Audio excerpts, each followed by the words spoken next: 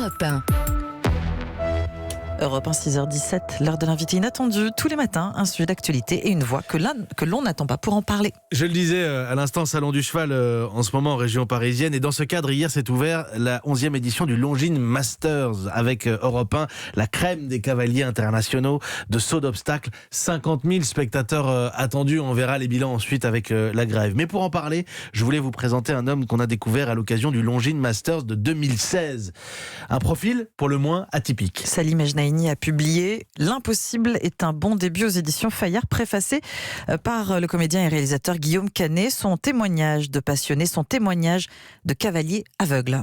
Bonjour Salim Ejnaïni. Bonjour. Alors, d'abord, la première question, et ce sera la question tout au long de l'interview, c'est comment un enfant malvoyant que vous étiez, devenu aveugle à l'âge de 16 ans, est arrivé à l'équitation ? Alors ça a commencé un peu comme pour beaucoup de jeunes, par des initiations, par des journées au centre de loisirs, puis des premiers contacts avec les chevaux. Après c'est des choses, vous savez, quand on est mordu, quand on se prend de passion pour le cheval, comme on dit, on est piqué par le virus, on est foutu après. On a tendance à vouloir en faire. Oui, mais pardonnez-moi, mais quand on est non-voyant, c'est pas non plus une évidence. Non. Comment ça marche ? D'ailleurs, dites-nous comment ça marche. Comment est-ce que vous montez à cheval, concrètement ? Ce que je fais aujourd'hui, je suis en compétition, donc en plus face à des cavaliers qui sont valides, qui ont leurs yeux, toutes leurs facultés, et j'ai des personnes qui me permettent d'adapter les indications dont j'ai besoin. Donc au lieu de regarder et de pouvoir anticiper sur le prochain obstacle, j'ai des personnes qui me servent de repères fixes sur ma piste en fait, et qui sont situées à des points stratégiques donc du parcours, et qui me donnent des infos vocales. Donc au lieu de regarder et d'appréhender par le regard. Eux ne bougent pas, mais au son de leur voix, vous savez vous situer. Exactement, ils se déplacent après pour changer de point de repère, mais voilà, l'idée c'est qu'ils me servent de repère fixe. Impressionnant. Et c'est au Longines Master Paris que vous vous êtes fait connaître, entre autres, avec des épreuves en public. Ça doit changer la donne quand on s'appuie sur le son. Alors oui, ce qui était très fort, ça a été en 2016, la première fois qu'on a fait ça au Longines Masters, à Paris. Ce qui était très fort cette fois-ci, effectivement, c'était la présence de ces tribunes vraiment pleines. Ça change énormément de choses. Alors pas seulement pour le côté acoustique, mais aussi pour le fait de savoir qu'on a tous toutes ces personnes autour.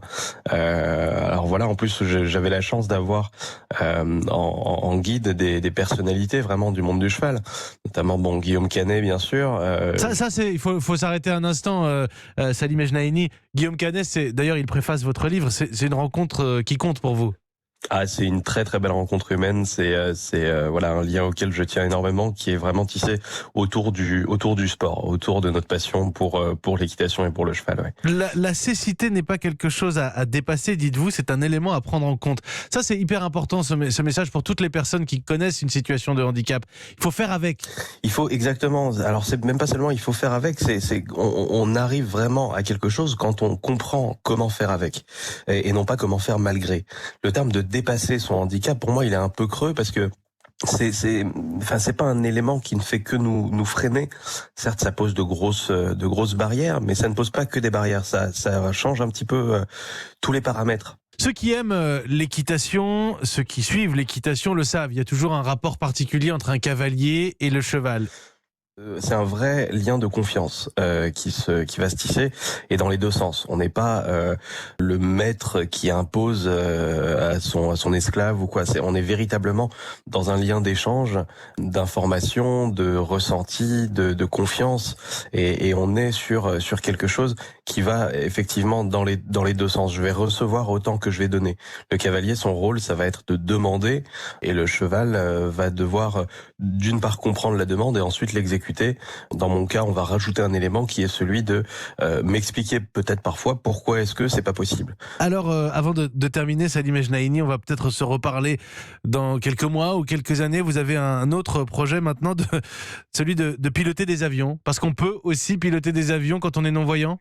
Alors c'est même plus qu'un projet, c'est quelque chose que je pratique. Alors ça fait quelques mois que j'ai pas volé maintenant, mais au sein d'une association qui s'appelle les Mirovolants, qui est basée à Toulouse, et qui permet effectivement à des personnes non-voyantes et malvoyantes d'approcher le milieu de l'aéronautique, qui me plaît énormément, en étant élève pilote, et donc en apprenant les bases du pilotage d'avion via des machines qui sont adaptées. En fait, il y a un ordinateur qui est fixé à l'arrière du siège et qui donne des informations sonores dans le casque directement du pilote. Donc, au lieu de regarder le tableau de bord, encore une fois, le tableau de bord vient à nous de façon sonore et vocale dans le casque.